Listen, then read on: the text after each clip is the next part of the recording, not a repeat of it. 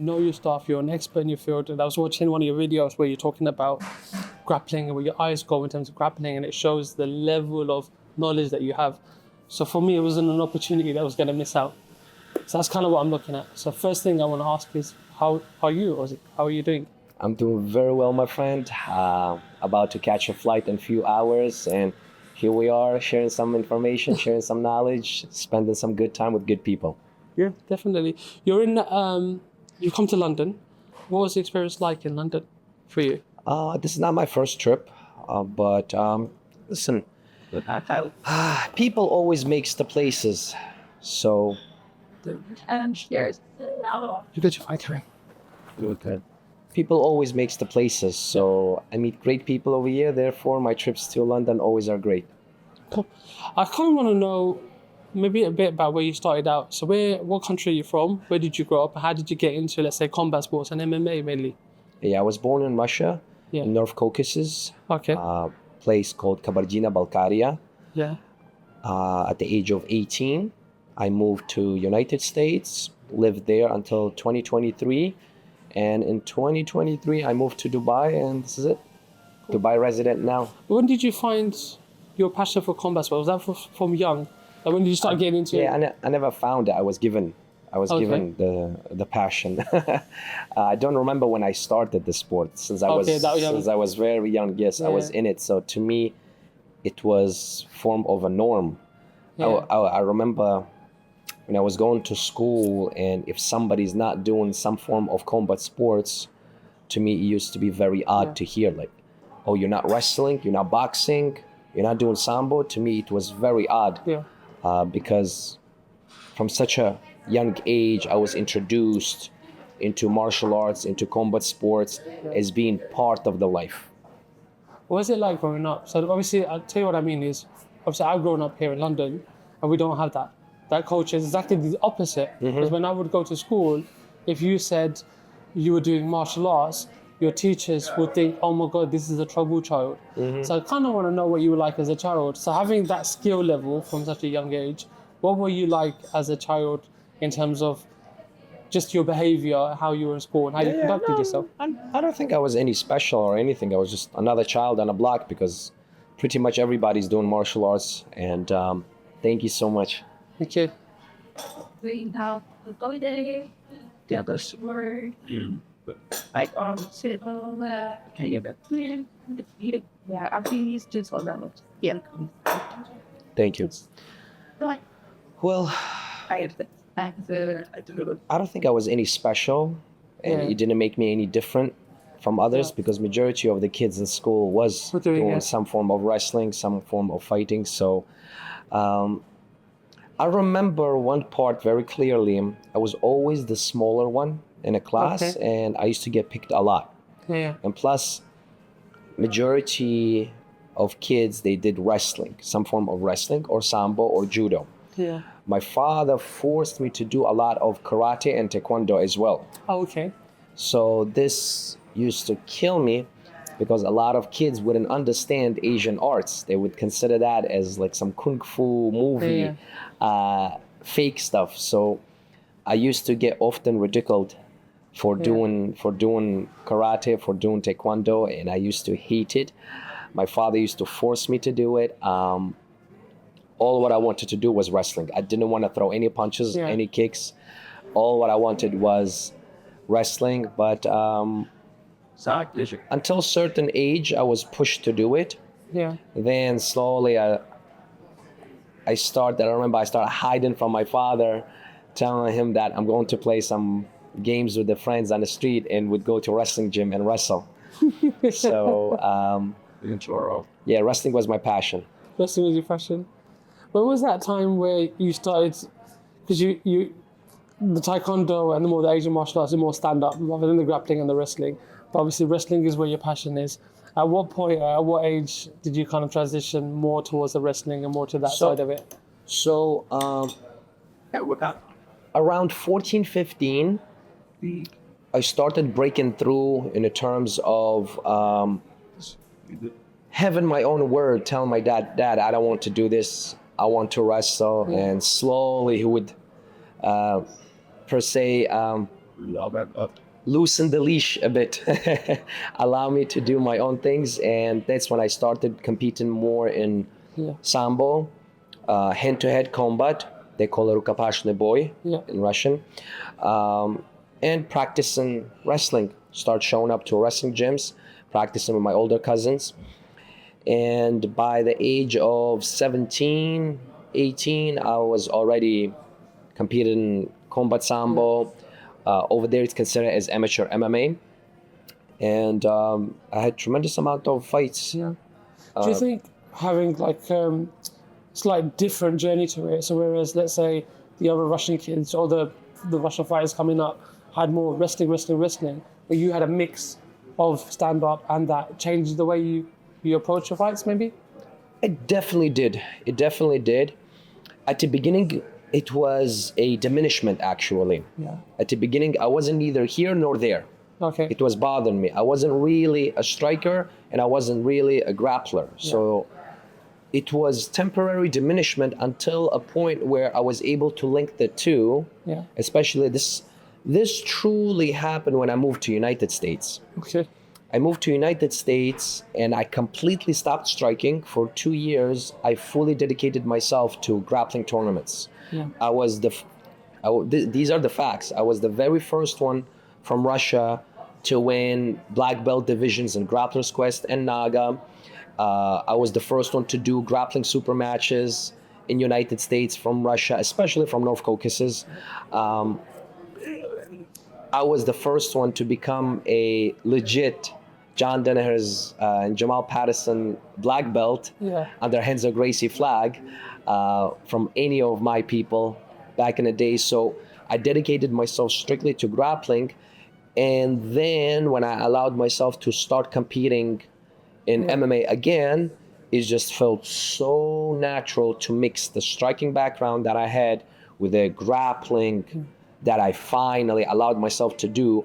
When the two worlds came together, I really felt like I had advantage over people who strictly emphasized striking or strictly emphasized grappling and wrestling.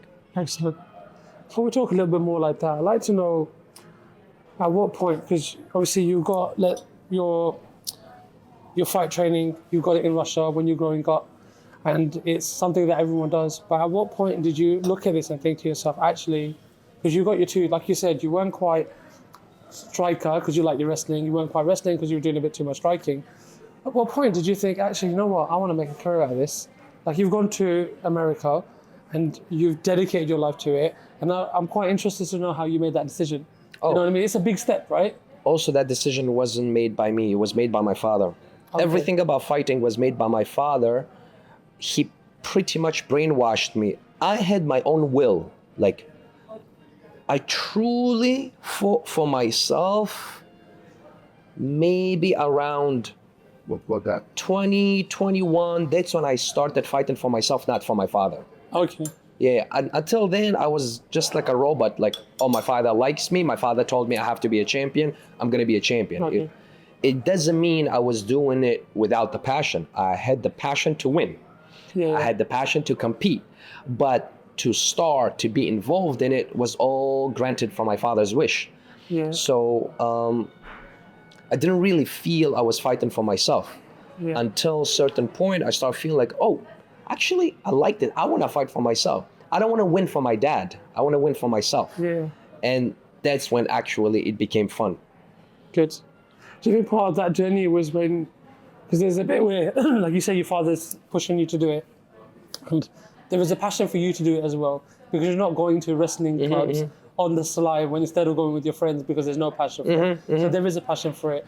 But during that time, that you're shaping your journey as well. You know what I mean? Like you've got this, and you have the space. I'll tell you what I mean. What I'm trying to say is, a father has, because I'm a father too. I'm sure you are too, right? You want something for your child, and you want what you think is best, but you want to give them space to find the best way of doing that thing. Do you see where I'm coming from? And I think, I like to think that maybe you got that space. Do you feel you had that space to maybe explore a little bit? Absolutely not. Absolutely not. I didn't have the space to choose. My father chose it for me. Whatever extra I did was hiding it from him. Okay. However, the interesting thing, this is where the paradox kicks in. Okay. Would I want it any other way? Absolutely not. Will I do the same with my kids? Absolutely not. Yeah. I think I'm going to change it. I'm going to do it slightly different. Yeah. And I think forcing and pushing has its place and time, and it needs to be done strategically. Yeah. The way how it was done with me, it was black and white. You shut up and you do it as you're told. That's it. I think if there will be a degree of politics, a little bit play with the child's mind and make them feel like they're the ones who made the choice, Yeah. it would be more beneficial. Because the way how my father did it with me, he did with all his students, he did with my younger brother, it's just, it didn't work on everybody. Okay. All of them, they broke. They hated it. Now they don't want to look towards fighting. With me, somehow it clicked. So, Yeah. so is there a place to be strict? I think so. Yeah. Is it a way to choose? I don't want to say we're the best of the best, but those who are truly made for this, yes, I think so. You look at Habib. His father may be more strict than my father. And look at Habib, he's the greatest in the world. Yeah. You know, but I'm not sure if I would want to do it that way if I have a child. Yeah. Definitely not a daughter. Daughter, I will never push. But son, I will push him to a degree. For example, I made a rule for myself, a task that I said, up to 16 years old, Yeah. he has no right to tell me no to do wrestling, jiu-jitsu, and martial arts and gym. After 16 years old, I get my hands off of him. If you want to continue going to the gym, go. If you want to continue practicing martial arts, go. I will never, after 16 years old, I will never push him to compete. I will never push him to be professional. The only thing I will push him is to be the best at what he chooses. And if he doesn't want to be the best, I kick him out of the house. Simple. How much does growing up like that instill the discipline in you, and how much of that is actually you? Oh yeah, I think your it's focus? everything. It's everything. Whatever I do now, the way how I go through obstacles, the way how I treat myself, the way how I keep myself accountable, I think all that is the reflection of how my father kept me within his grip. So you've gone over to America now, and you said about how the two have clicked. How was that experience like? Because obviously you've grown up in Russia, and the difference is night and day in terms of language and everything. Culture is completely different. How was that move from Russia going to America, and how did you maintain your discipline while you was in Russia, in America? It was rather comfortable Okay. because I have traveled often before moving to United States. My father moved me around so much. I wasn't a homestay boy.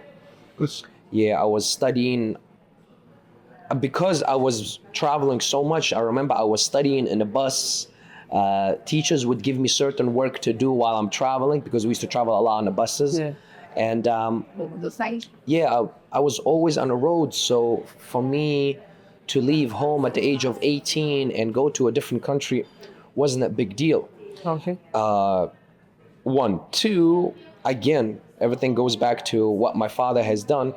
He used to make me watch these documentaries on Muhammad Ali, Mike Tyson, the actors such as Arnold Schwarzenegger, Van Damme, Bruce Lee, their journey moving to United States, doing business in United States, studying, working in United States.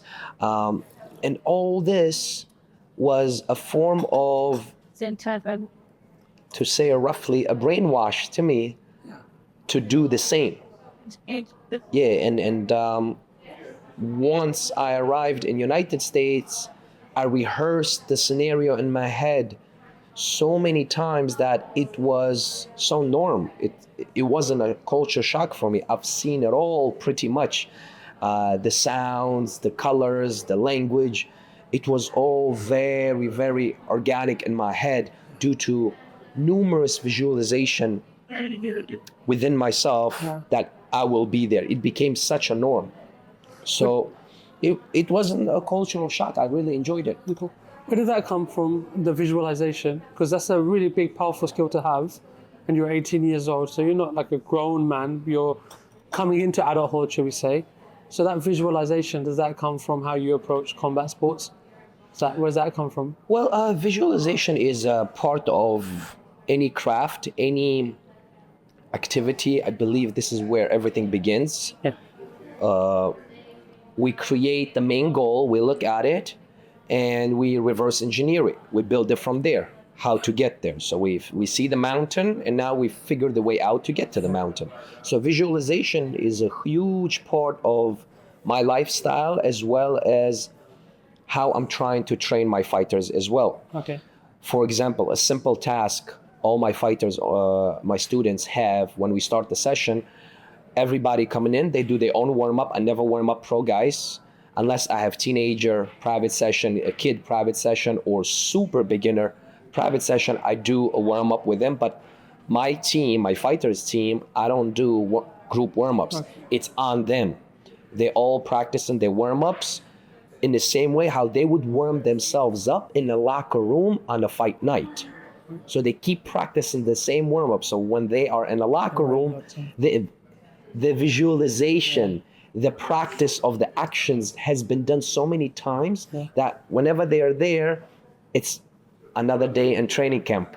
So that's part of the visualization. This is first step into visualizing the fight night, because a lot of people, they do group warm-ups, they have special routines in training, but when they go in the locker room, it's completely different action.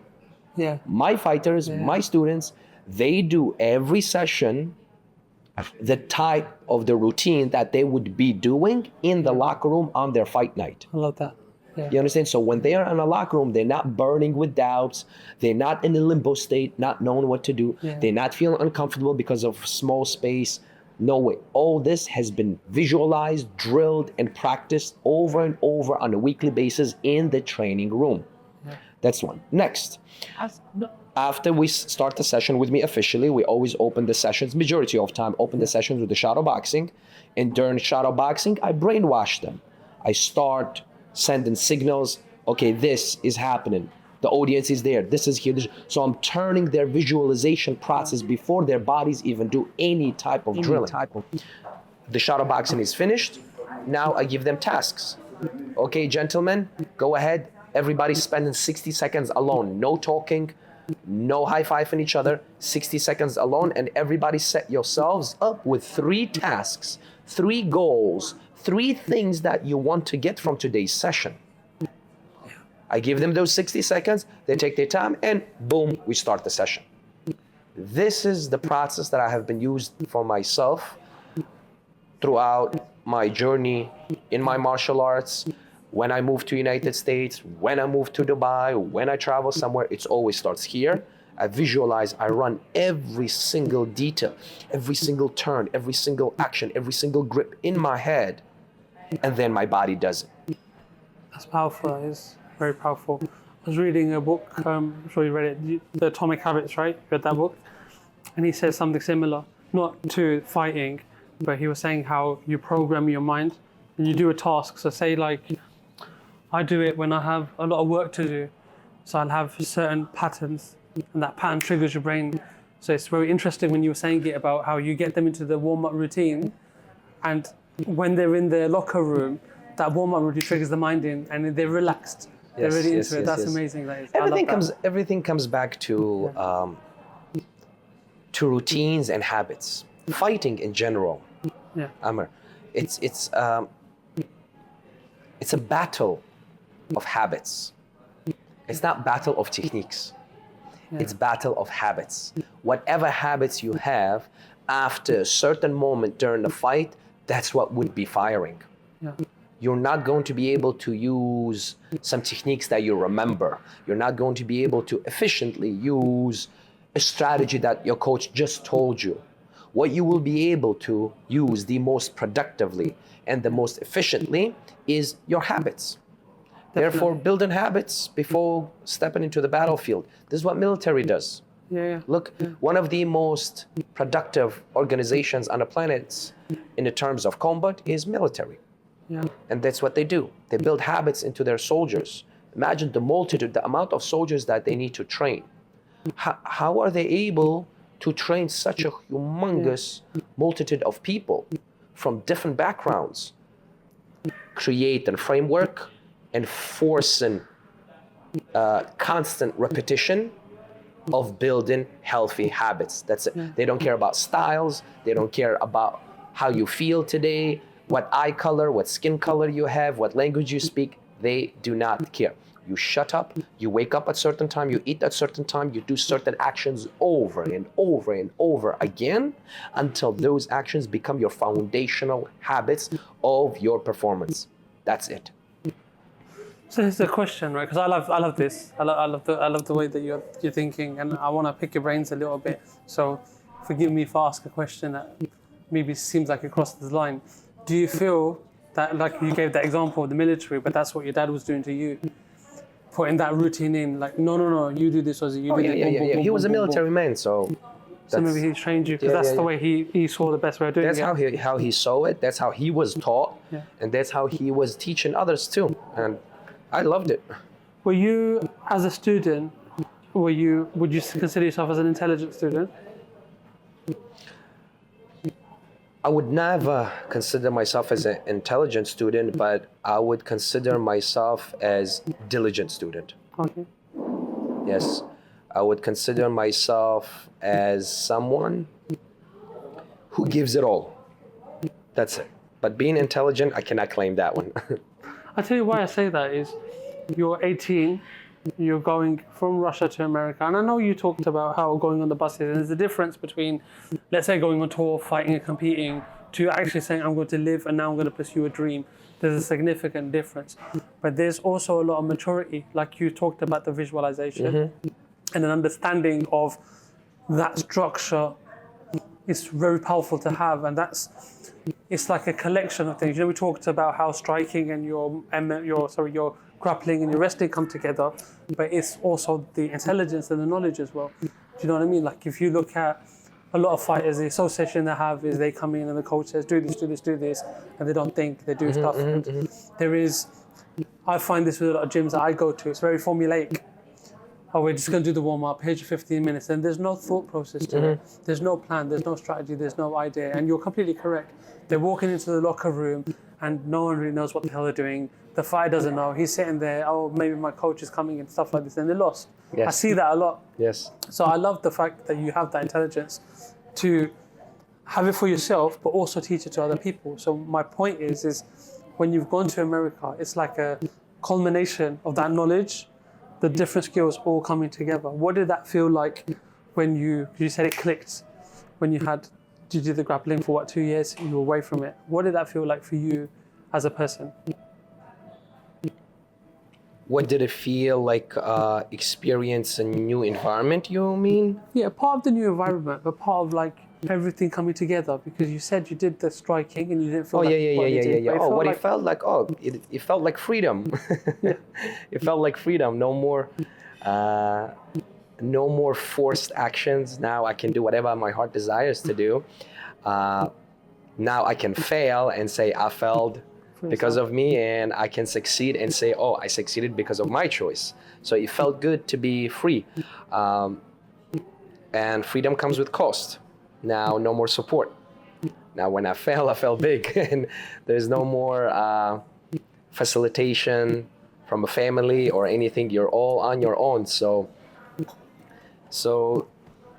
yeah, liberation of actions feels good. How did that feel like not having the safety net underneath you? Oh, felt amazing. I had times when I was, that's it, on the street with no house, no nothing. Literally on the street. Oh, wow. Yeah. Wow. I had that moment. I remember I smiled. I was young, reckless, delusional, happy that I will have a story to tell. Definitely. I was like, oh my God, I'm actually on the streets. It's like, what this feels good. What pulled you through and got you out of that to where you are? What pulled me through is my delusional and absolute belief in my success just because I was telling myself, oh, my intentions of success are so noble, so clean, that God is gonna give me success anyway. Like, I shouldn't be afraid. I had that. I may be wrong, I may be right, but since that day, that's what I'm living by. I assume, again, I may be wrong, but I assume as long as my end goal of my journey is beneficial to others, I somehow will be able to improve the quality of life of those around me through my success. Okay. God will give me victory one way or another. Maybe not the victory that I have imagined, thinking, oh, that's my success, but somehow I will be on top, so I shouldn't worry. So what was the step from, what happened from you being at a low point in, I'm sure in America, right? To actually starting to see some success and seeing some progress and some growth? What was that a little bit like? The transition was very smooth and fast. I didn't really feel like horrible, and suddenly switch happens and I feel amazing. It's like you are within the routine and slowly things are getting better. One thing that really made a difference was the people, random people from random backgrounds of life that God sent my way, and each person added something to my success.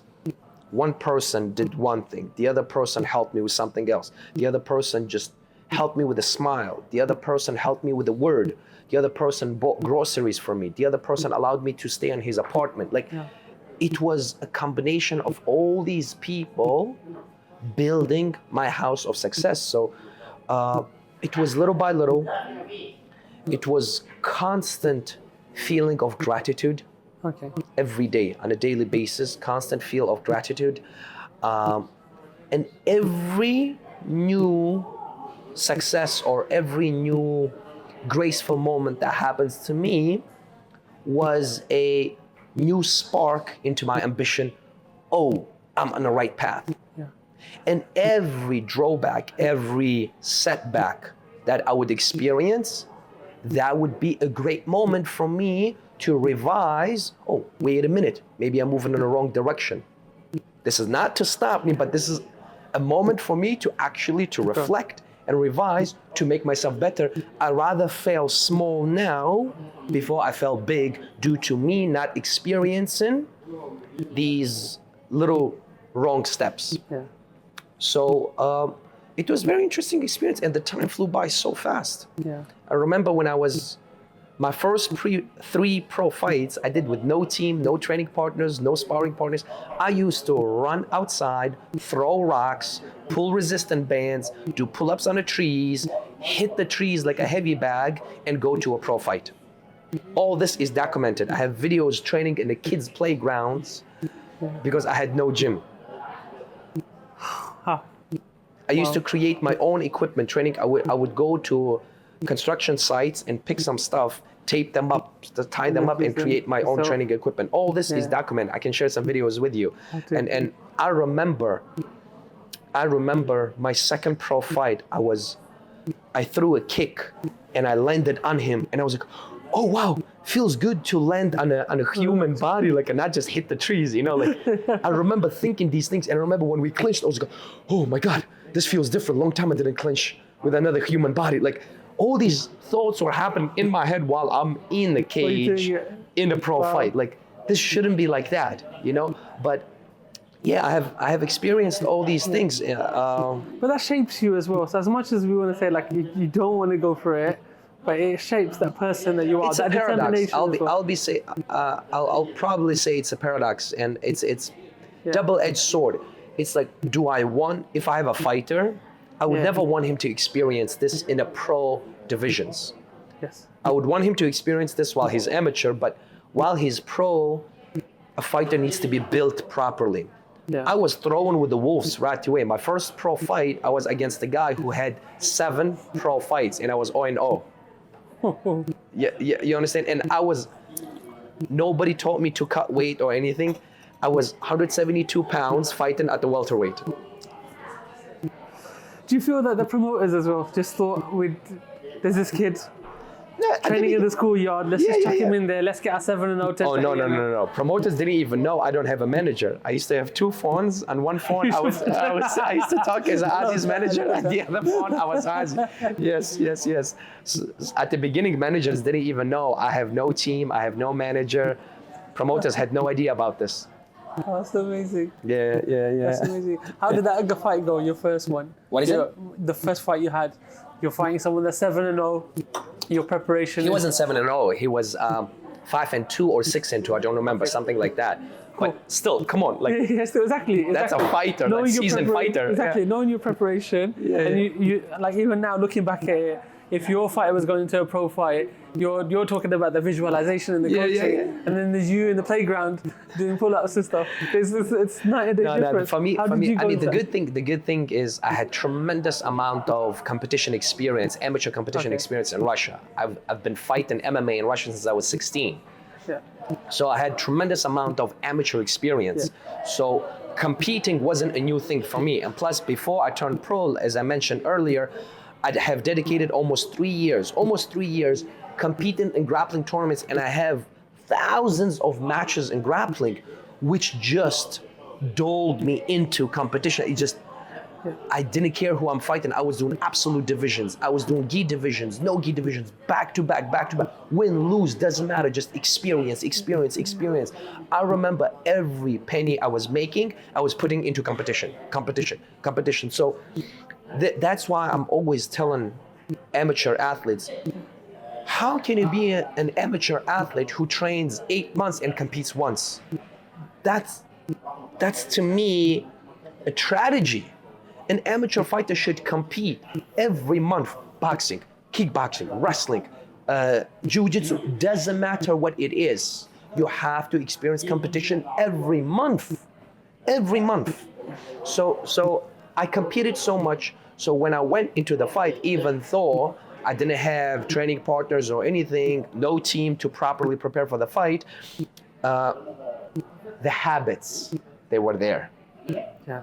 Even though I had to shake the dust off a little bit, get the feeling again, but the habits were there. So through my sheer habits, I was able to win these fights. Excellent. Yeah, that's why I keep mentioning and emphasizing, build healthy habits.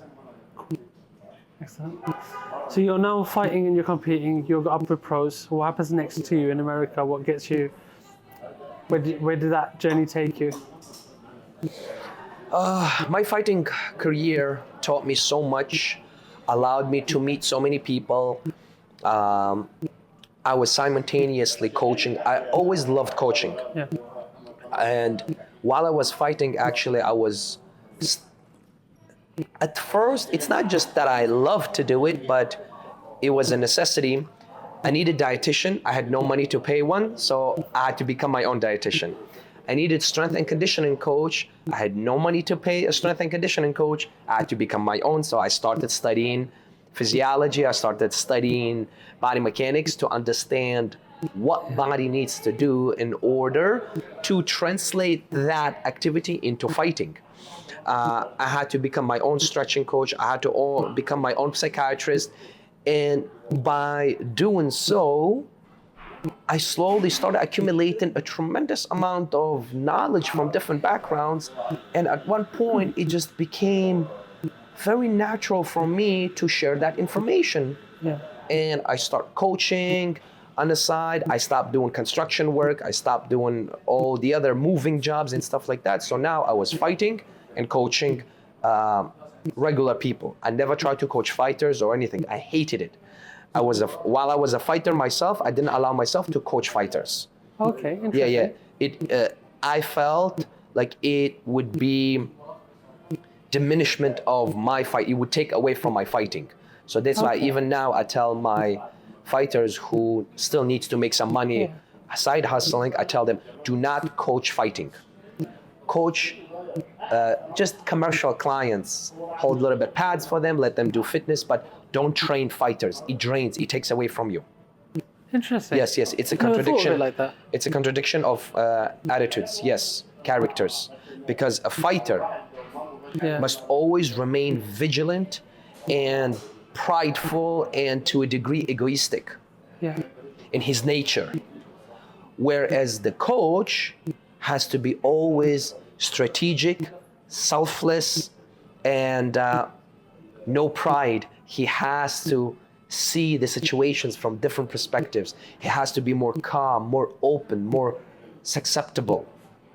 And you feel the two, if for example, let's say, like a pushback to you, right? So if Exactly. you imagine you're a fighter and you're coaching someone, let's say like me, who's not a fighter, you're coaching someone like me, it's fine, let's go, let's do Yeah. pads and stuff, right? No problem. But do you not use that same skill then in terms of being selfless and encouraging and doing all the rest of it? Like, for example, if we were to train together, I'm not on your level, so you're going to know.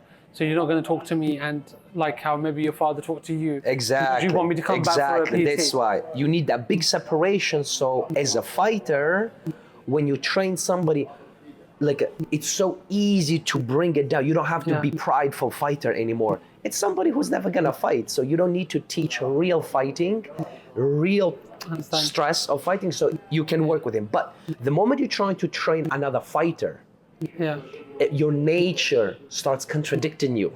It's a psychology. Anybody who will listen to this, they will know what I'm talking about. They'll go, oh snap, I have experienced that. It's like, you're right. it's You're different training somebody who just wants to be in shape versus training somebody who's going to be stepping into the cage. Right. Yeah, I can see your perspective. I never thought of it like that, if I'm really honest with you. So I never allowed myself, while I was fighter, I said, no way I'll be training other fighters. It's almost like I want my fighter's ego to still be on top. It's like, why would I train another fighter? Screw you. I'm a fighter. Don't even get close to me. Very interesting. Like you have to maintain that because when you're in that cage, if you're a nice guy, you're gonna have a harder time. When you're in that cage, you have to turn into a dragon. Very egoistic, prideful. How dare you attitude. You're there and your opponent, he's looking at you, he's across the cage. You should say, how dare you stepping into my cage? How dare you even raising your hands towards me? If you don't have that darkness in you, it will be much more difficult to go through tough fights. Yeah, make a valid point. See, I work with a lot of Muay Thai fighters, and they do exactly what you said there. They coach fighters, and you have a point. Yeah. It's You definitely have a fundamental point. psychology. Yeah. So that's why it's completely two characters. That's why I see a lot of coaches fail because a lot of young coaches, I have experienced this too. At the beginning, when I stopped fighting and I started dedicating myself into coaching, it was such a tug of war in me where I would be training somebody and the fighter in me wants to come out and I'm like, no, wait, it's not appropriate. Like, I'm not a fighter anymore. Shut the hell up and be a coach. Like the fighter voice would say different things and the coaching voice would say different things. Yeah. So at the beginning, I had to break through that battle. So many coaches, they cannot. You look at them, they're still trying to live the fighter's lifestyle through their fighters. Yeah. You are not the fighter anymore. Put slippers on, sit down, grab the stopwatch and navigate. Stop being the fighter through his body, through his eyes, through his voice, through his victories. You need to be in the shadows. Yeah. That's it, it's done. It's interesting.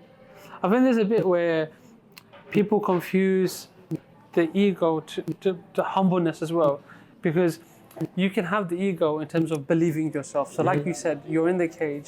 How dare you come into my cage to fight me? Yes. But that doesn't mean when you're outside in the world, This is the hard that you're part. sitting there doing everything. Do you see where I'm coming from? Not But many I think- people are able to do the switch. This is the hard part. That's why we have good fighters and we have great fighters. Great fighters are those who are able to have the switch. When they step in that cage, they turn around, they're the most evil people on the planet. The moment the fight is over, you see them hugging each other because they're able to quickly switch the flip. But how much of this comes back to like the mentality and the mindset? Because you've said it yourself, right? And you kind of alluded into this. We're having a lovely conversation right now, and very, very friendly. However, I know if we were in a cage, you'd be smacking me around all over the place. Does it make sense? So you have Maybe that, you would be the one who would be doing the smacking. My point is you have that ability to switch on into a fight, right? And you have your triggers to do it. So you know Correct. how you said when you go to an event, you go through that warm up, you go through that visualization, your 60 seconds, this is what I'm going to do, and bang, you're in. Whereas those people that don't have that can't switch it off as well. Correct. So there must be a factor involved in terms of having that mindset and understanding what you are, a deeper understanding of what you are is the most important thing. 100%, very true, very true. There should be certain commands, certain invisible frameworks in your mind that lets you know, it's a red zone now. Now it's a different character. It's what you put on, what you listen, what you say. There are many different triggers. It's really making a habit to know these triggers and going through a little rituals in training as well. What is your ritual in training? Like me personally, you can speak to all my training partners. With me, they either hate me or they love me in training, because when I'm showing up to practice, I come in a room, I'm not the guy, hey, what's up, my brother, how you doing? No. If it's the beginning of the practice, hi, dress up. I focus on me, warm up my knees, getting myself going. We start the drill. There will be no ha-ha, hoo-hoo, joking during the drilling. Shut up, man. We work. And the moment the training is finished, we can fool around, we can joke, I can be your great training partner, your friend, we want to go have a lunch together, we good. But that switch, I was practicing in training. So when I show up and we're drilling, even if we don't have sparring in that day, I'm locked in. You can, there are so many feedback on this online. You can find old videos of my coaches being interviewed. They all talked about this. It's like, Ozzy, when he comes in, he's a laser sharp focus. That's it. There are no distractions. I'm not here to play games. I'm in a room, we're doing jumping jacks. I'm making sure I'm better at jumping jacks than everybody in a room. We're doing push-ups. I want to make sure I'm better than everybody in a room, because every single one of them is going to the same mountain that I want to go. And as close as we get to the top, the path is being narrowed. So only few of us will fit. So I want to make sure I'm one of those who's going to fit the narrow path. Therefore, it is a competition. It's a team sport. You're as good as your team. Yeah. Same as they say, it takes a village to raise a child. It takes a team of individuals to raise a champion. All right? However, you have to have that fine symbiosis of you being a teammate and at the same time you versus everybody, because you will be alone in a cage. Physically, you will be alone in a cage. So you need to build that attitude of a switch, how you are during the training, during the drills, and how you are after training. If you practice that to a degree, I'm not saying be a piece of shit during training and hurt your training partners or get hurt. I'm just saying, know to switch your attitudes. Be a little more stoic, cold to a degree, soldier-like, robot-like to a degree. And after a session, again, be passionate, gentle, tender guy. Okay. How do you, for example, let's say you alluded to the fact that you don't want to coach fighters because you want to feel like you've got I'm the guy. Yes. Just don't step in my cage. How do you control that when you're now training and it's like, for example, your teammates, right? They're also fighters. Ideally, you're going to have a team of people that have that same mentality. How do you taper that in training? Because your mentality, when you switch it on, is how dare you come into my cage. But now you're in training, you would have had the element of switch it on. No. You do the same thing with them. I'm wrestling with my best friend. Let's say his name is Steve. As soon as I face Steve, I'm like, Steve, I will F you up right now, my brother. But the end result of it is slightly differs from how I would say that in the cage against my opponent who's trying to cut my payday in half. Yeah. Does this make sense? But the attitude is the same. Oh, Steve, I will mess you up. He shot. How dare you to shoot on me, Steve? I will fight hard. It's just, there will be no darkness behind it. Yeah. Whereas in a fight, I will have dark thoughts against my opponent. Within those 15 minutes of the fight, he is trying to take money away from me. I'm trying to feed my family. He's trying to cut my payday in half. Literally. If I lose, I get half of the check. If I win, I get both checks. You understand? So that part, the darkness will be slightly different, but the approach, the mentality, how dare you attitude is always there. We start the live match, how dare you to even score on me? But that's one type of sparring as well. That's one type of live matches. Not all live matches must be that way. There will be task-oriented live matches. For example, I force my students to do matches where they start in a negative positions. And now it's not about never tap in a round or never lose a score in a round. It's about practicing areas where you're bad at. For example, if I'm bad in full guard, I will start in full guard and I would do new techniques that may not be as successful as my habit techniques to try them, to get better at them. However, throughout the round, I didn't get up even once due to me trying new moves. Yeah. Could I have gotten up using my old habits? Yes. Would I win the round doing so? Yes. Would I be able to say, how dare you to hold me down? I got up. Yes. But I didn't, because the tasks of today's live match was to discover new technique. Yeah. Otherwise, So you you never see, grow. yeah, it's a change of attitudes. It's not always you being a tough guy. You know, majority of people training to be tough, not many people training to be better. This is the problem as well in martial arts industry. Yeah. People trying to be, you can be tough only so much. And in general, everybody's tough who's stepping in the cage, man. Come on. Yeah. Let's be honest. It's not easy Yeah, 100%. to step in the Yeah, yeah. cage. They lock the door. The ref looks at you. He says, are you ready? Are you ready? Oh my God, that moment is so scary. So if any man stepped in a cage and didn't do just once, but did over and over again, I take my hat off for him. Yeah. Credits belong to him in terms of being tough. It is not easy to go through the camp, sacrifice work, sacrifice family, sacrifice health, and get the fight. Win or lose, hats off to you. However, not everybody's getting better. So many of them are tough, not so many of them are better. So this is what you need to focus on. When you have, like you alluded to this, when you have, let's say, your fighter fighting and you're giving them tasks to say, I want you to, let's say, fight for full guard or whatever, you decide that their task is in that fight. When you were coming up, you were saying that you've gone to these fights without any coach. How were you doing that? Thinking, okay, in this fight, I've done this, but my weak area is this. How was that getting identified? If at the start anyway, you didn't have a team around you, or was there someone around you that would just say, Ozzy, this maybe you could do better? No.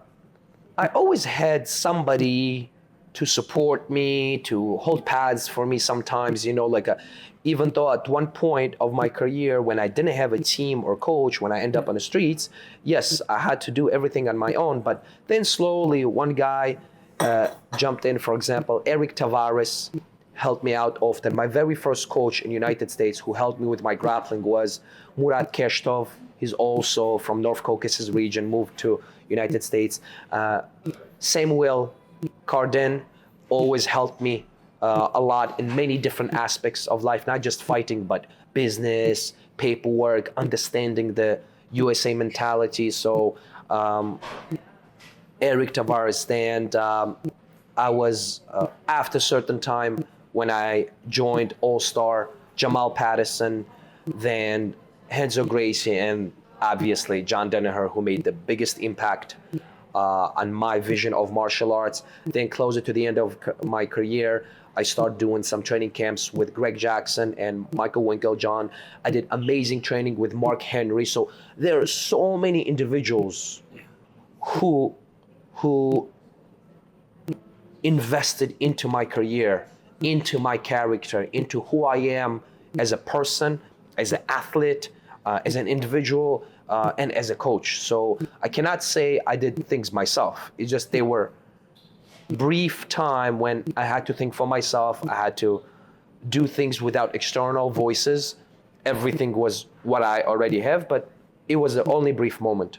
Do you think the foundation that you built for yourself, like from the from like your teenage years to your first couple of years in America, has programmed your mind in terms of how, you say brainwash, but how to absorb that information? Because it's one thing, like, you speak to fighters and they've all got experiences, they'll all say, oh, and I've trained with this super duper fighter, and I've trained with this amazing coach, but you can tell they didn't get the same kind of knowledge out. They've got some knowledge, but they've not got the same knowledge. You seem to be the kind of person that has a deeper understanding of what's going on. So when you are experiencing with all these people that you're mentioning, are you absorbing that information, upgrading your knowledge to who you are now? Oh, 100%. I'm a big believer of being a student of everything that's around us. You watch the cars, you watch the nature, you watch a movie, you read a book. There's always something to learn from everything that's around us, from everything that's moving, from everything that's static. There is a lesson in everything around us.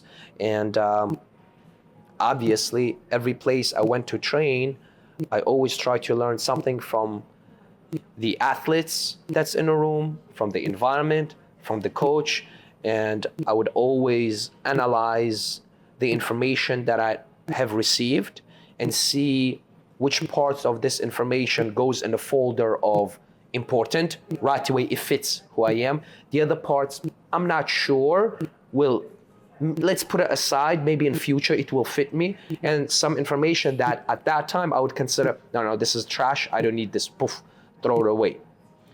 You're not always correct by separating them. Sometimes you may throw something away that you think is bad, but in the future you're like, oh my God, I needed that, and get that back. That's what makes us human. We make errors. However, at least being able to analyze the information with scrutiny and start developing folders of the importance of hierarchy of storage, you slowly start attaining more and more information, understanding the information that you collect, and applying that information into your actions in order to turn that into a knowledge. Excellent. I often hear when people say, oh, I share knowledge. I think it's impossible to share knowledge. We can only share experience, what we have experienced, and information, data. We only transfer on data. It's up to the listener, to the receiving end, to turn that information, that data, into a knowledge.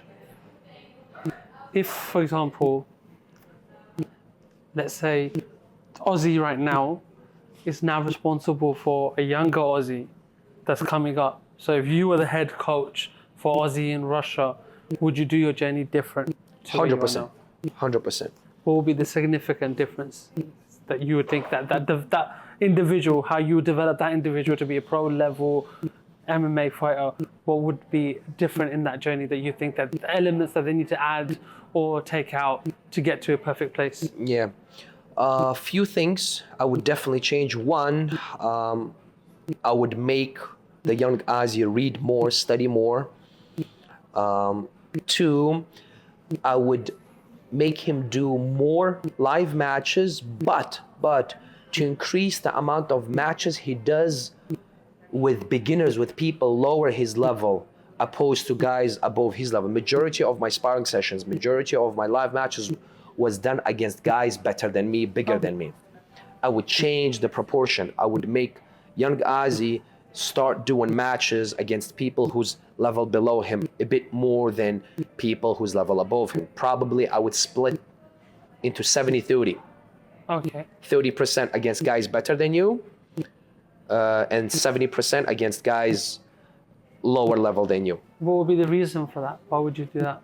That would increase the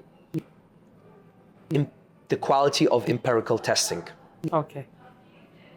Yeah. I would have more room to fail and to try something new, rather than me always being stressed not to get beat up by this guy. Okay. That makes sense. It comes back to what you're saying about tasks, right? Yeah. You could put the tasks in more. I would be able to experience more of fighting, because I wouldn't be afraid of getting beat up by my training partner. I would be able to allow myself to give up certain positions. I would be able to allow myself to be on the bottom, to be in a negative positions, or to try some new takedowns, some new combos, and be okay to fail at it, because I know the guy is not that good to beat me up if I fail. So I'm not stressed anymore to do everything perfect. Makes sense. These two things I would do, and I would definitely, third thing I would do, I would push on the diet way more than what I was doing. Until a certain age, I was just eating everything. Okay. Yeah, and people don't realize, they say, oh, it's no difference on the performance if you eat bad or good as long as you control the calories.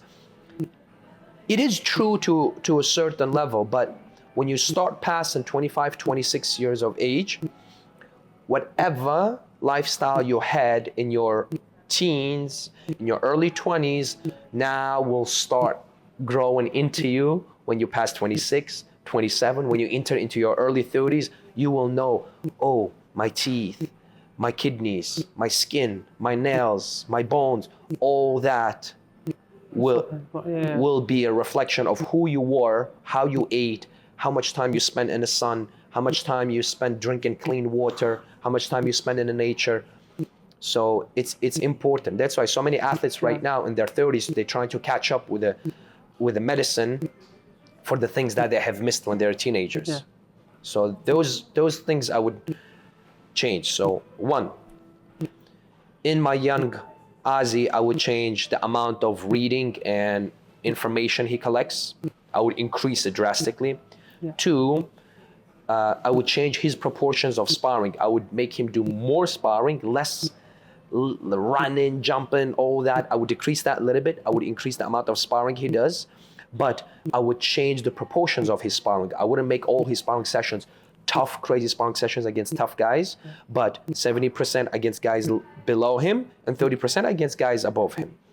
And third thing, I would make sure he consumes healthy nutrition. That's it. So the healthy nutrition I get, and we talked about the 70-30 I get. Why about the reading more and studying more? What does that do for a fighter?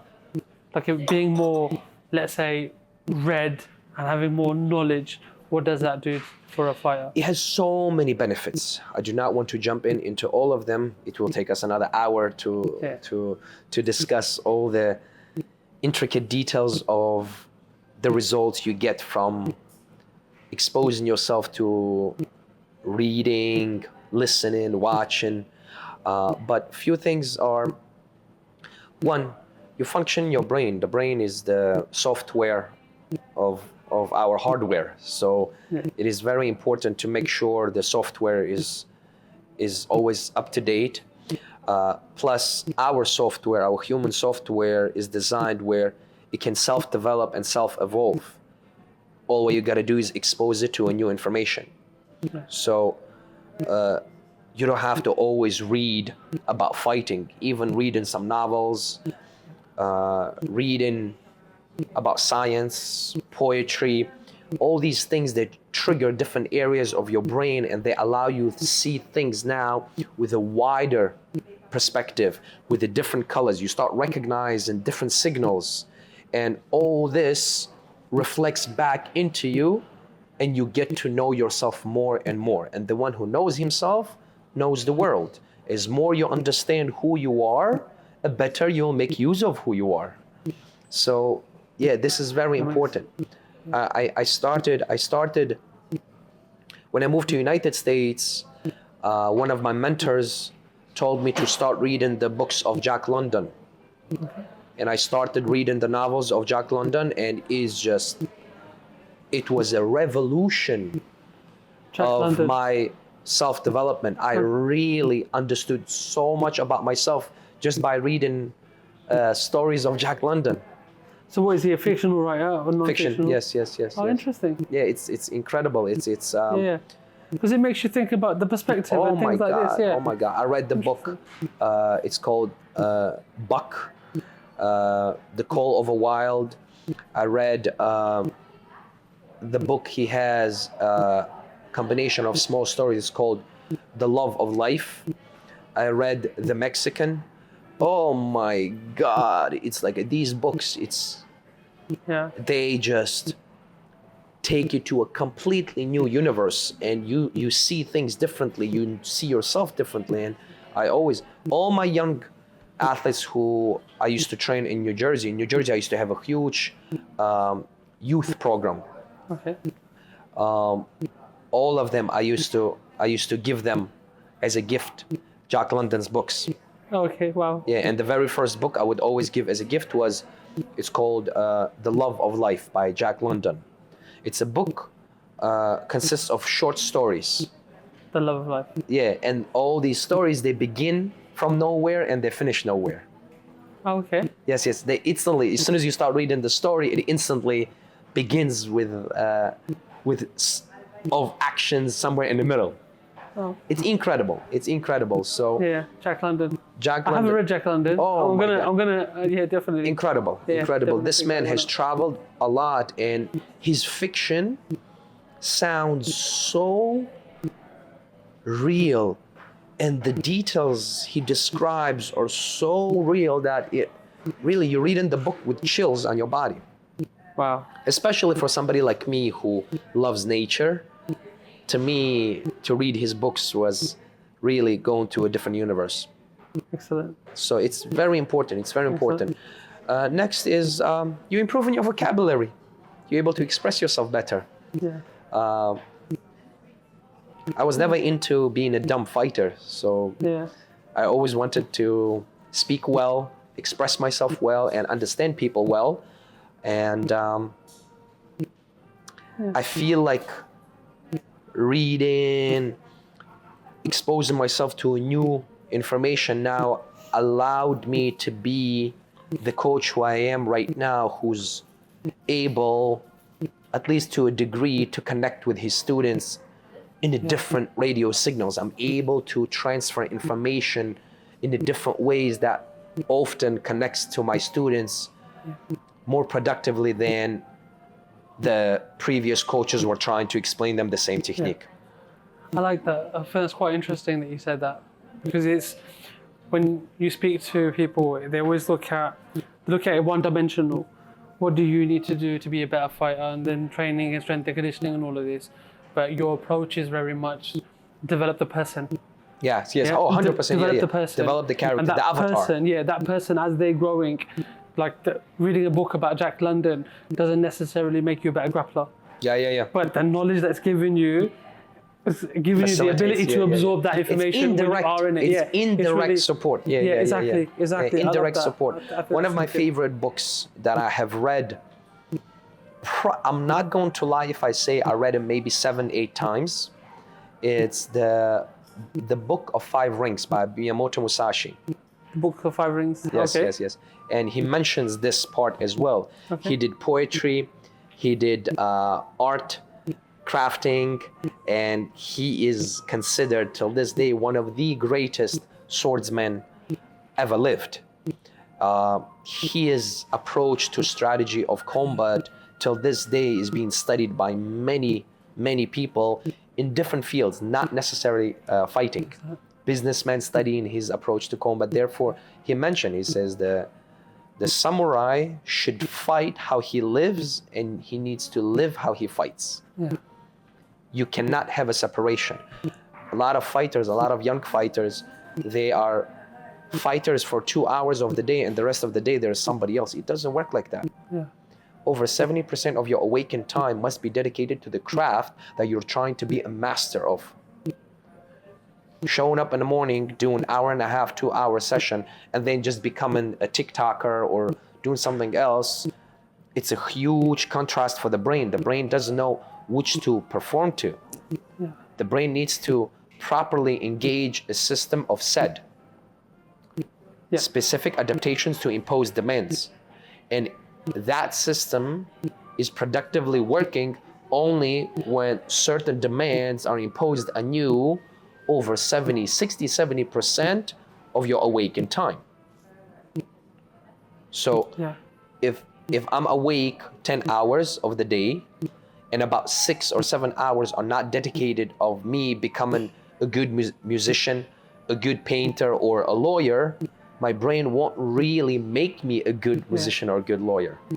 There's a saying I read, I can't remember the quote, I'll find it. But it says, how you do something is how you do everything.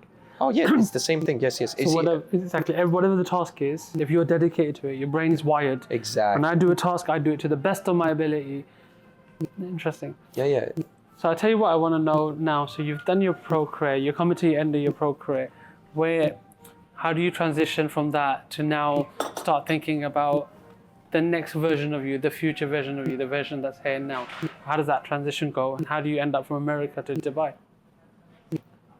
So how I move? So let's say it's almost like two questions. Yeah. So let's do it in parts. The first part is you're coming to the end of you're getting to a bit where you feel it's time that I hang up move away from being at that elite level or competing.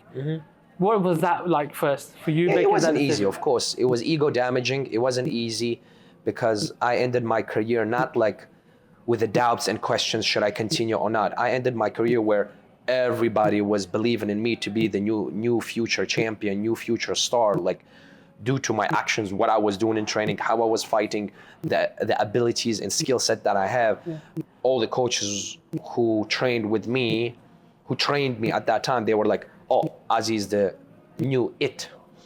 And imagine being that guy with a winning streak, suddenly your health kicks in and the doctor's like, oh, this guy needs to stop.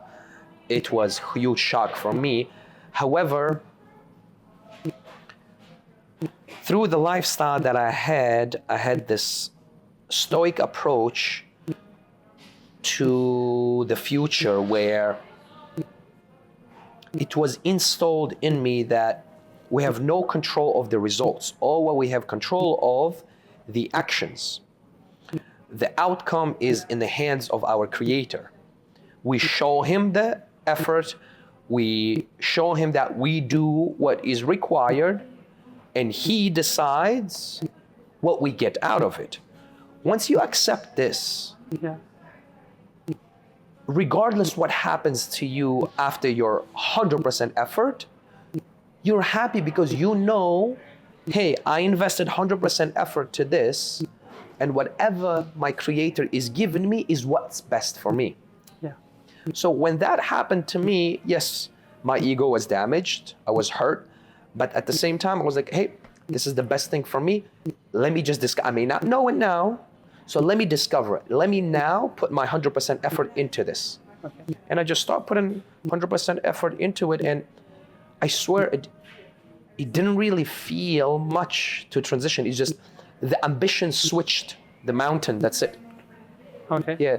I was climbing this mountain, poof, boom. I quickly turned to this mountain and start climbing over there. And now, later, I start realizing, I was like, oh my God, I think this was one of the best things that have ever happened to me. Like, I love it. I just feel so different now. And yes, once in a while, when I watch my old fights, or I remember, like, sometimes some young athletes come in, they're like in UFC, they're winning, they're about to be good champions and stuff like that, and I roll with them, and they're like, oh my God, coach, you need to get back to fighting. Like, you did this to me, you did that to me with ease, like, and you're not even training. Oh my God, you need to get back in shape. When I hear these things, my egos go, oh my God, shoot, I can do stuff. But then I realize, like, shut up, Ozzy, you're a coach. Enough is enough. You're done. It's like you said, put the slippers on now. Put the slippers on, get the stopwatch. Read some books. You're done. So now there's another mountain. Yes, another mountain to climb. How do we climb that mountain? What skills and stuff have you developed and you learned that you're now transitioning into this new mountain? Oh, everything I have learned. Everything that I have attained as a fighter, I'm refining, redesigning, reverse engineering, and putting it back into coaching. So you're in America. How do you end up in Dubai? So you've got all this history now, all this experience, all this knowledge, all these connections. It was out of nowhere. It was out of nowhere. There are so many components to this story, but I'll make it clear. Like, one thing. What were the reasons? Not just the reason. What were the reasons? Me moving to Dubai from United States after establishing myself over there. For so many years, since 2008, I was there. I built great human resources over there, established myself as a citizen of United States, as somebody who represented New Jersey. And yet I had to leave all that, all my great friends, all my job, my gym. I sold my gym, everything, and moved to United States. Moved to Dubai. Yeah. When I was 18 and leaving Russia and moving to United States, there was very interesting internal calling and feeling I had. I never had experienced that before. It was something very new. It was like a magnet pulling me to the new land, and absolute belief that that was the right thing to do. It was like I couldn't sleep. I was waking up saying, I need to go there. I need to be there. It was the pull into the land of America. I had that sudden pull, that sudden energy again, me pulling to Dubai. Okay. And I know it may not sound rational. I know it may sound very odd and a bit mystical, maybe dramatic, but I recognized, I was like, oh, this is exactly the same thing I felt when I was moving to United States, and it actually was one of the best decisions I have ever made. I have the same call. So I packed it up, sold everything I have, and within 1 month, I moved to Dubai. Wow. Yeah, Wow. it's just, I'm a very odd person in certain ways, and I'm a big believer of internal energy and how we are communicate with ourselves and with God. So I sat, I meditated, I prayed, I communicated, and everything pointed into the direction of me moving to Dubai. So when you came over to America, there was a different version of you. There was an 18-year-old reading books about Arnold Schwarzenegger and Jean-Claude Van Damme, and then now there is a different version of you that's a lot more mature, a lot more knowledgeable, and has done it already. It's had the bad time and made it out. So when you're going to Dubai, are you filled with, not because you're not someone that's not confident, but are you feeling that like, no, this is the path now, this is the confidence? Did you feel that when you went to Dubai? Oh, 100%, yeah. Did you know what you were doing when you were going to Dubai? Like, I had an idea, but it was a completely new land, totally different mentality of people. It was such a contrast of a transition, big changes, but it was very rough. I'm not going to lie. I was very frustrated at times. I was pissed, but I remember it woke up the fighter's attitude in me again to say, how dare you, Dubai, to make me feel uncomfortable? How dare you to make me feel like I'm not welcome here? I will show you this is my new home. I will show you I belong here.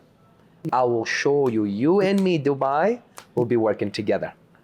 And I think now I'm feeling it. Dubai said, come on, Ozzy, you're home now. how long have you been in Dubai? My third year has begun. And how long before you felt the love back from Dubai?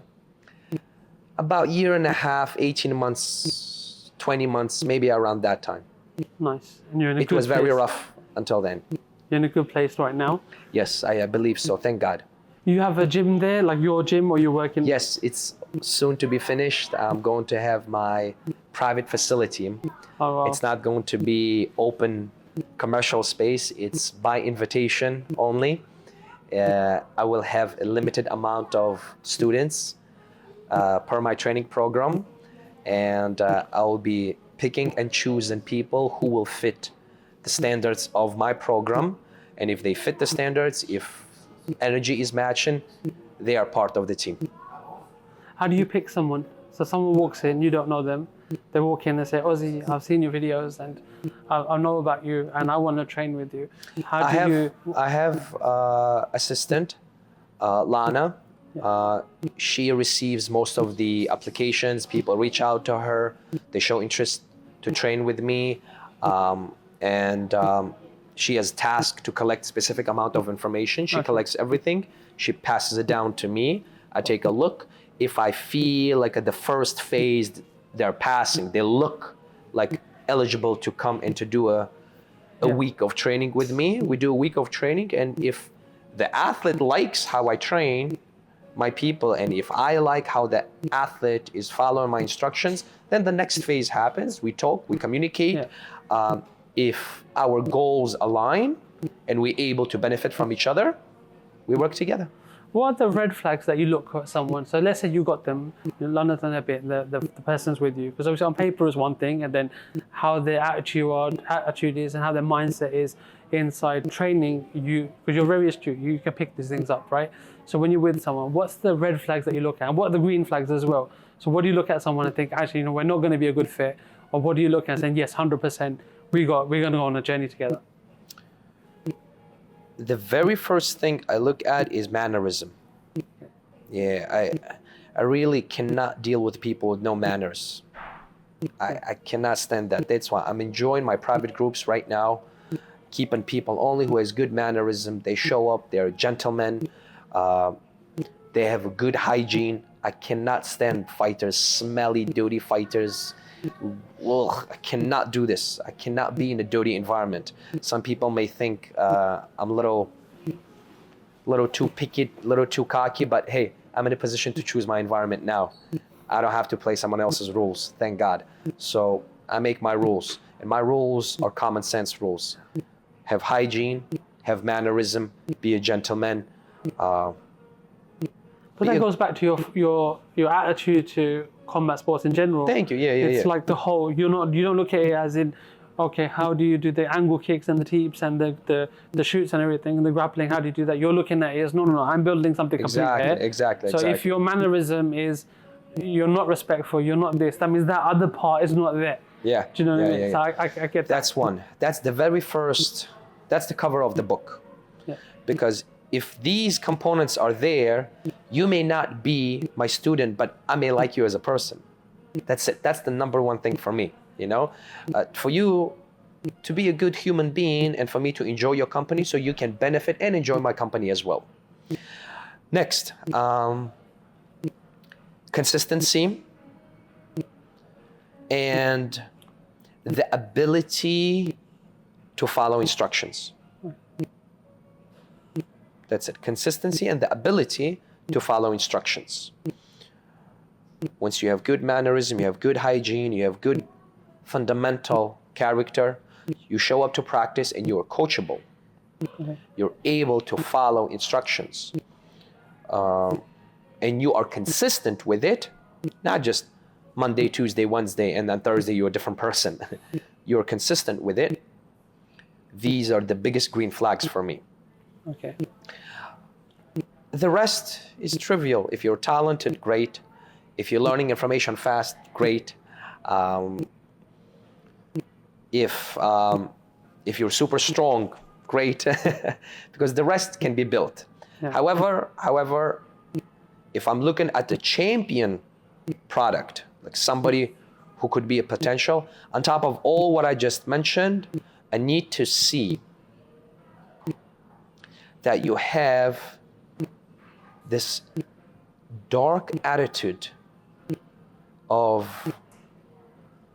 a fighter who's not just ready to die in a cage for his victory, but who wants to die in a cage for his victory. Okay. I know it sounds very harsh. I know it sounds very odd. I know it may sound a bit dramatic. It's just a cage fight. It's just a fist fight. But if I look at the guy, he shows up. He has all the above qualities that I just have mentioned. And I can see in him, I don't need to hear him saying it, but I can see in him, when he's in a cage, he wants to die. He's like, oh, this is the way I want to go from this world. Yeah. I'm like, oh, I will put extra effort in this man because he is a potential championship product. Yeah. So the heart. Yeah. It's good. I like that. It's like what you said. You have to, when you're in that cage, you can't have no other thought process. It's either all or nothing. Yeah. In terms of your location in Dubai, are you just looking for fighters? Are you looking for fighters in some maybe like commercial type students? How does that work now? Because now you're no longer competing yourself. You balance that out a little bit better. Yeah. My pro team, my fighters team is fighters from all over the world. Yeah. They reach out. Like I said, if they pass the seeding, they join the team. They feel it. If it's there, they train. Also, I train people in camps. Like I have UFC fighters reaching out for camps. I used to fly out before, do camps for them. I did a camp for Bilal Muhammad. I did camp from so many other people. But right now, I don't fly out anymore. For me to fly out somewhere, it's too expensive for people to do it, because I have to leave my work. They have to match what I'm leaving behind, plus pay me for training. It's a bit too much. So I told everybody, it's better for you guys to fly into me, train with me. So I have people flying in, doing short camps and flying back. Okay. Some people doing it privately without any social media exposure. Some people doing it openly, which is both fine for me. I train the guy, share my knowledge, I share my information, not knowledge, and I get paid. That's it. And then I have my commercial students who train with me privately, one-on-one sessions. Yeah. These are people who doesn't need to be a fighters or anything. They just either enthusiasts of the sport, they're fans of the sport, or they just want to be in shape. And if they're able to train with me, they train. How does it differ in terms of coaching and training in Dubai to America? So like Dubai for me is like an anomaly. It's a Middle Eastern country, but the people around there are not necessarily all Middle Eastern. Correct. Like you're saying, you've got people coming from all over the world. Over the world, so how does that work? Does the attitude to training change? How does is the culture slightly different in terms of training? Yeah. It is. It's different because one of the things I have noticed when I moved to Dubai, there's tremendous amount of opportunities to build something great.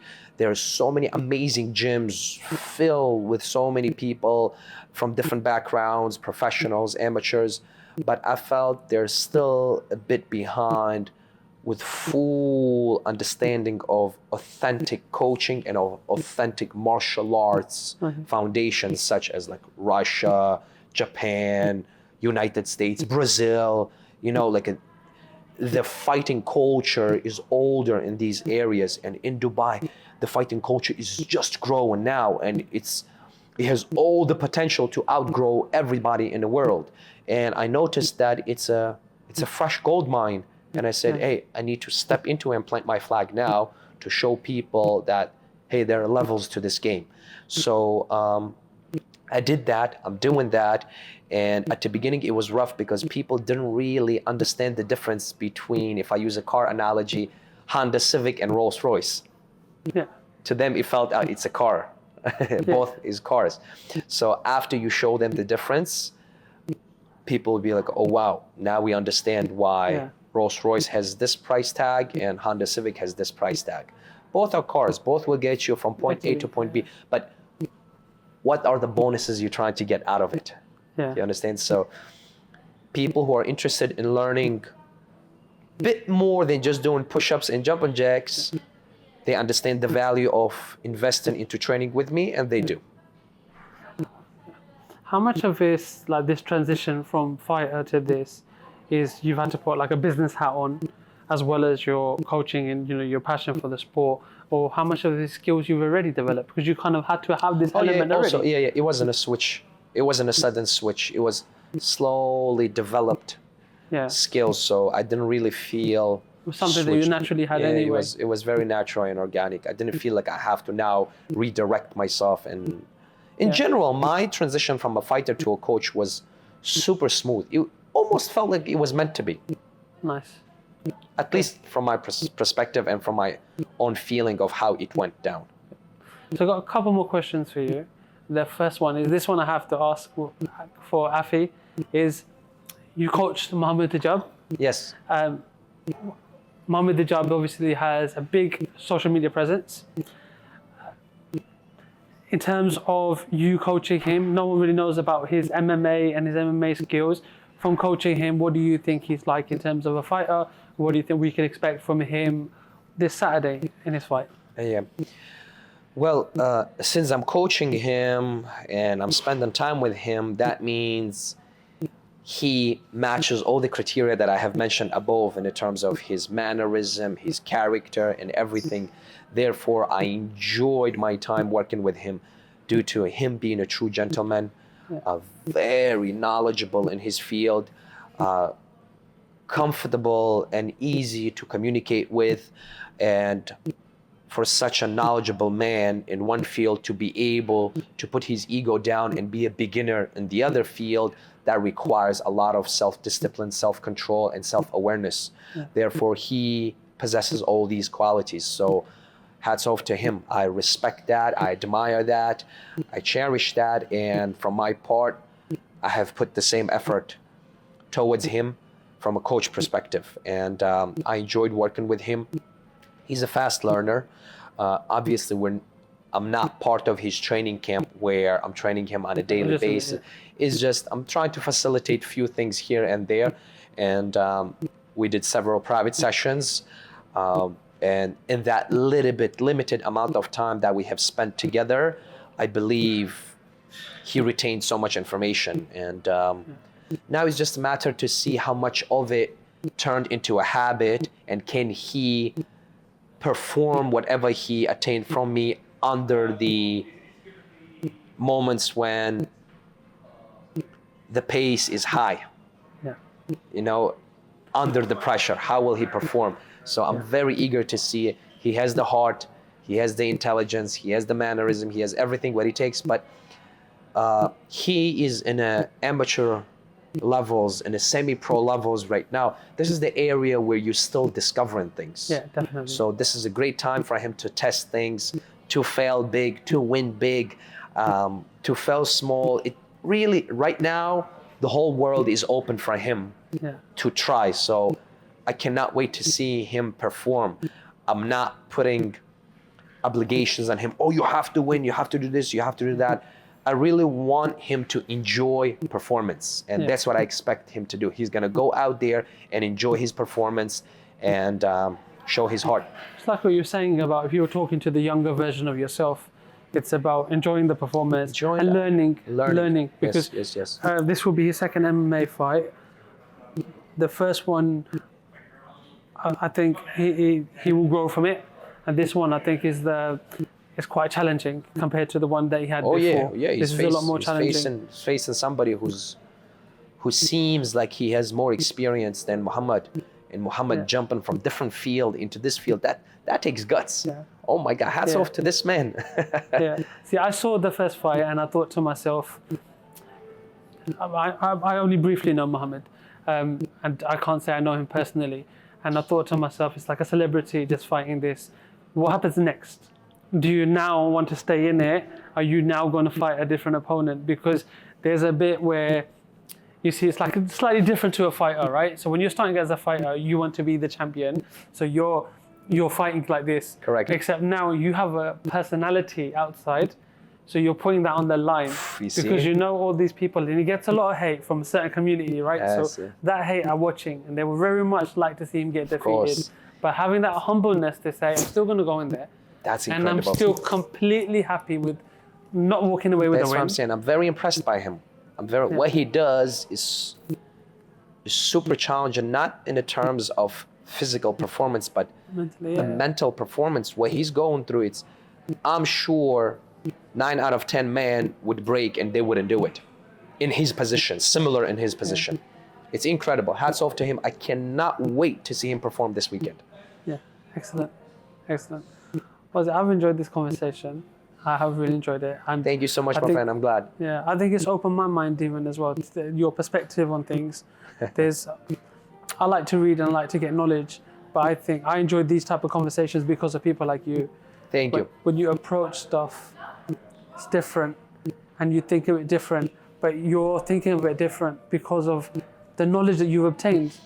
Right? That's why you look at the same problem. Experience, completely different. So I thank you for the time. I know there was a little bit of this, and I know you're flying out as well. I'm about to catch the flight. Soon. Well, so let's quickly end this. Thank you. Thank you so much, man. I appreciate that. Thank you so much.